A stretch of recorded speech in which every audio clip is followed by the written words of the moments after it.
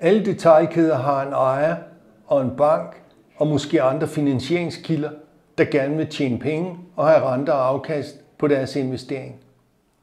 Vi ved også, at jo mere usikker en investor oplever en investering er, jo større bliver den rente.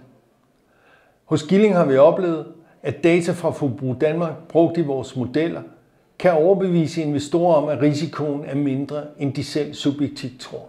Derved vil en investering i Forbrug Danmark og dokumentation af risici i butikskæden nemt kunne betale sig hjem. Det her spørgsmål er et spørgsmål både til detailhandelens ledelse, men også til ejere og til finansieringskilder. Fordi vi ved, at data og information og evidens kan sænke risikoen på en række investeringer, og långivernes vurdering af detailkædens risici vil ofte hænge sammen med, om man for eksempel har solgt for det beløb, man har lovet, når man har bygget en ny butik.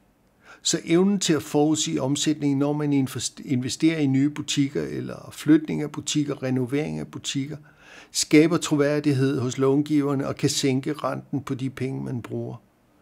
Vi tror og har set, at data fra Forbrug Danmark kan skabe større evidens, større indsigt og sænke risikoen på en række vigtige beslutninger, som detailkæders ledere de træffer.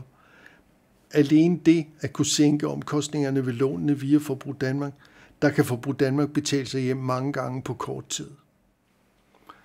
Tak fordi du gav dig tid til at høre om Forbrug Danmark. Det var kun nogle få eksempler ud af de mange forskellige problemstillinger, de spørgsmål, som Forbrug Danmarks data kan hjælpe med at bringe nogle datadrevne svar med og skabe evidens. I er velkommen til et kort møde, hør mere, stille jeres egen spørgsmål, og I får et ærligt og oprigtigt svar. Vi holder ikke på vores viden. Ring til Finn Gilling på 60 21 1704 eller send en mail på finn@gilling.com. Tak for din tid.